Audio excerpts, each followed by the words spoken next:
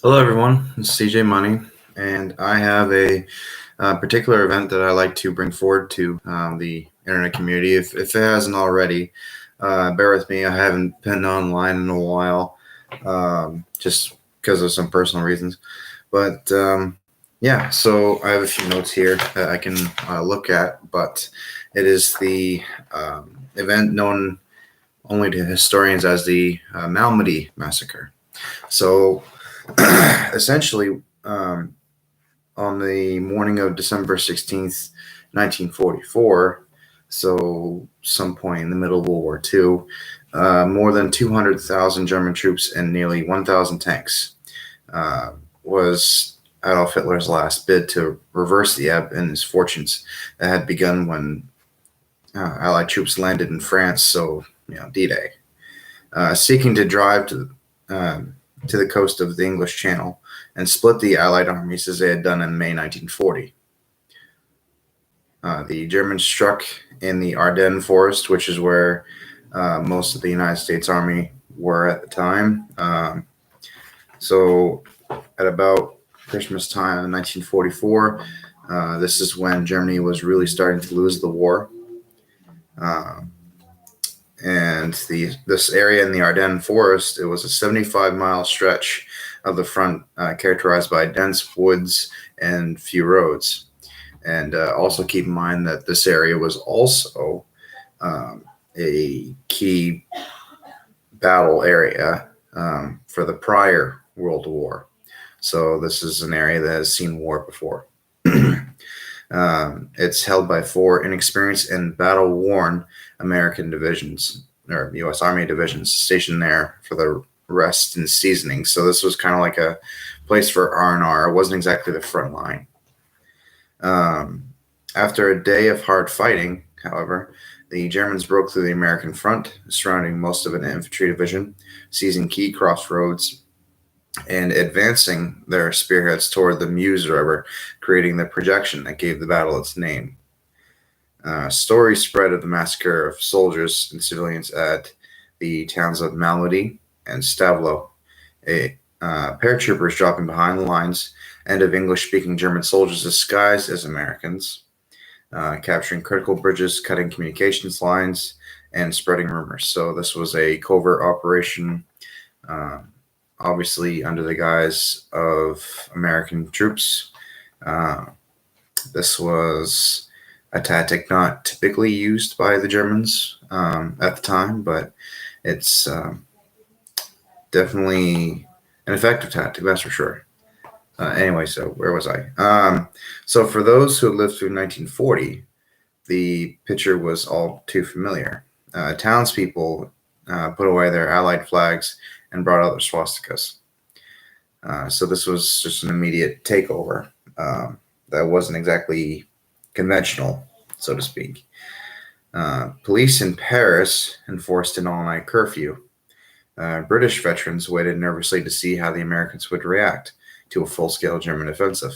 So keep in mind that the Battle of the Bulge was, in essence, Hitler's last counteroffensive, and hoping to turn the tide back in the favor of the Germans. British generals quietly acted to safeguard the Meuse River's crossings. Even American civilians who had thought final victory was near were sobered by the Nazi onslaught. So yes, at the Battle of the Bulge, kind of tied in with the Battle of Bastogne. If you've heard the Band of Brothers story, or if you know a veteran who has been in that battle, it was initially a surprise attack from the Germans, and they were winning. But then again, this the atmosphere of what I had mentioned prior. This definitely was in 1940. Supreme Allied Commander General Dwight D. Eisenhower and future president at the time rushed reinforcements to hold the shoulders of the German penetration. Within days, General Patton had turned his 3rd U.S. Army to the north and was counterattacking against the German flank. But the story of the Battle of the Bulge is, above all, the story of American soldiers, obviously. Often isolated and unaware of the overall picture, they did their part to slow the Nazi advance, uh, whether by delaying armored spearheads with obstinate defenses of vital crossroads, moving or burning critical gas line stocks to keep them from the fuel-hungry German tanks, or coming up with questions on arcane Americana to stop possible Nazi infiltrators. So, essentially, even though um, they were spread out and supply lines may have been cut, depending on the American situation where they're at, they did their best to counter that, or it be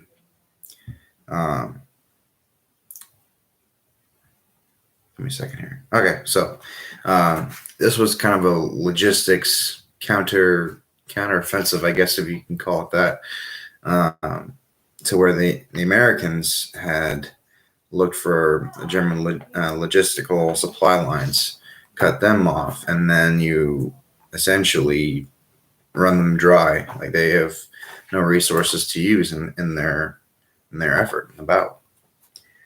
At the critical road junctions of Saint Vith, or V, bear with me, I might butcher that one, and Bastogne, American tankers and paratroopers. So this is kind of where the story of the Band of Brothers comes in, the 506th Parachute Regiment Easy Company, or in other words, the Bloody Bastards of Bastogne, fought off repeated attacks. And when the acting commander of the 101st Division, Airborne Division, in Bastogne was summoned by his German adversary to surrender, he simply responded, "Nuts." I mean, I personally don't know how that's funny, but different sense of humor. Keep it that way.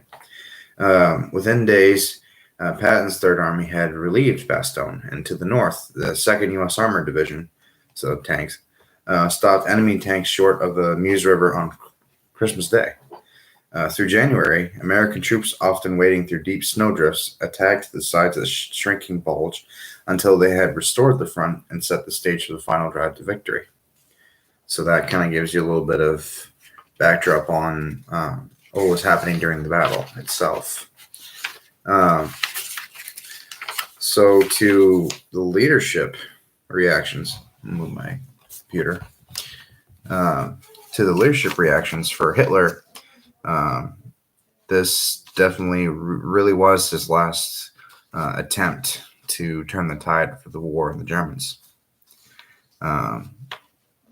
But Prime Minister Sir Winston Churchill of the United Kingdom, Great Britain, Commonwealth, etc., he had a quote about the success of the battle. He says, "This is undoubtedly the greatest American battle of the war and will, I believe, be regarded as an ever-famous American victory. Indeed, in terms of participation and losses, the Battle of the Bulge is arguably the greatest battle in American military history." So, as a ending result, by December 1944, World War II had become a zero-sum game for Germany, meaning, yeah, this is getting down right to it. The war will end, and it probably won't be in the Germans' favor at all. Operation Watch on the Rhine, as what it was called, subsequently known to the Americans as the Battle of the Bulge, began on December 16th, 1944, as an effort to split the Anglo-American, so British and American, armies and seize the city of Antwerp. At the least, it would set the Western Allies back on their heels. But Hitler hoped it might force them to seek a separate peace, allowing him to redeploy Germany's shrinking military assets to the Eastern Front against the Soviet Union. So, keep in mind, this is also at the same time on the Eastern Front, on the other hand, the Soviets were winning the war. They were pushing the Germans further back west, as close to Germany as they possibly can get. By December, I believe they were somewhere in the Ukraine. They were in most of the southern and northern parts of Eastern Europe, the countries surrounding Russia to the west. It was a strategy born of desperation for this battle. For everyone with a scrap of sanity recognized that Germany could not survive 1945 without a miracle, and maybe not even then. So this is where the massacre comes into play. The sense of desperation only hardened attitudes among German soldiers, both Wehrmacht, so this is the German infantry, and the Waffen SS. So the Waffen SS, that's those who are partially, if not completely, responsible for the Holocaust years prior on the battlefront. Hitler had from the beginning posited the war effort as presenting only two possible outcomes: total victory or absolute defeat. This, in Hitler's eyes, this was it. This was his game six shot. This was his touchdown. This was his finest hour. This is what defined his legacy. This is what defined the fate of Nazi Germany in World War II.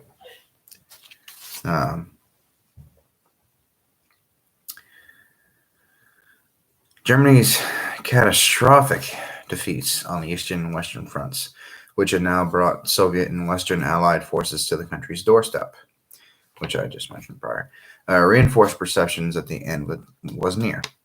So did Allied strategic bombing campaigns that laid waste to many German cities. So while the Soviets were battering Germany to the on the Eastern Front westward back into Berlin and most of Germany, while the Western Allied forces, the French, British, and the Americans, were pushing through, I believe, Holland, Belgium, that part of Europe, pushing ever further into Germany because their goal was to reach the Rhine, which was this large river land which surrounded the Rhine River itself, of course.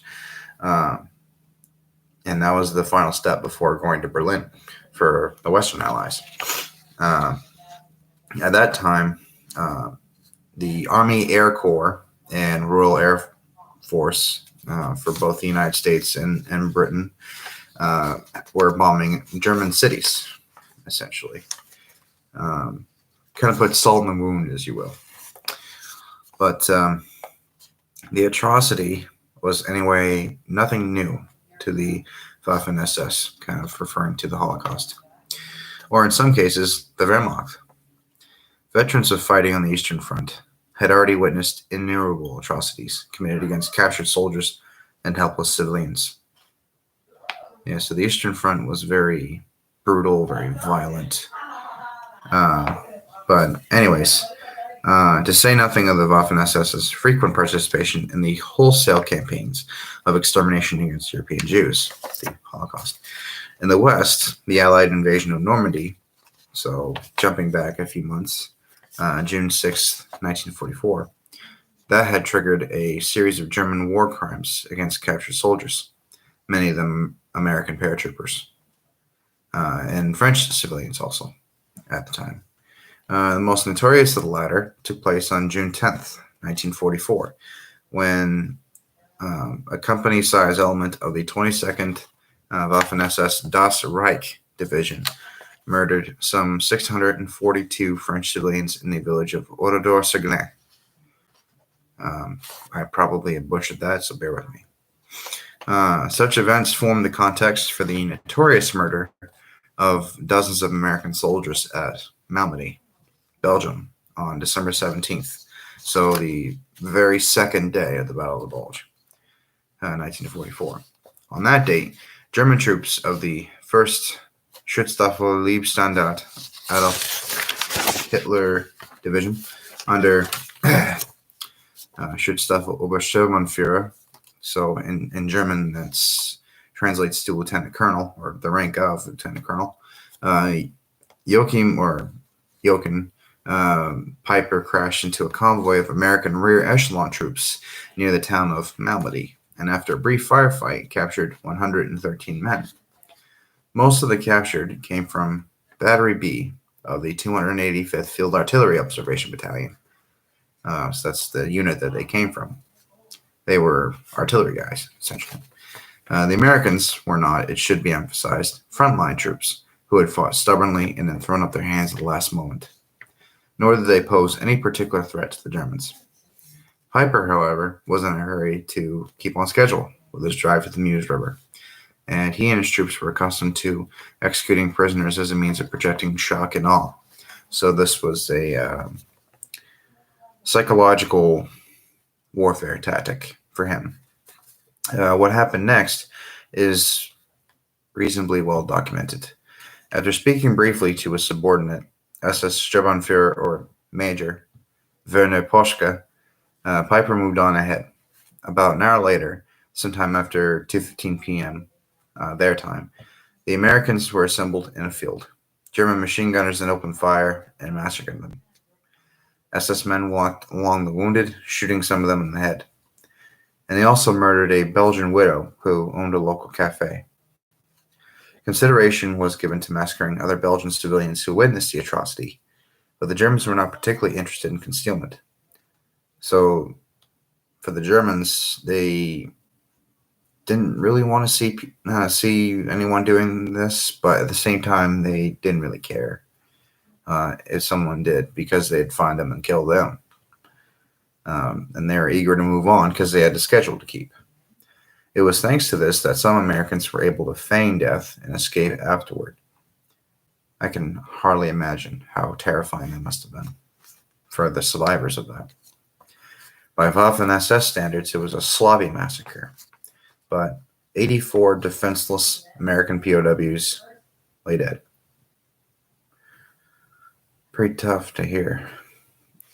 News of the atrocity appeared almost immediately, thanks to those Americans who were able to escape and make it back to their lines.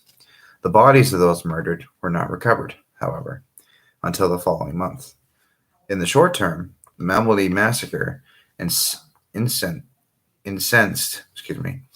the Americans fighting in the sector, as few other atrocities had managed to do, and the United States Army didn't forget.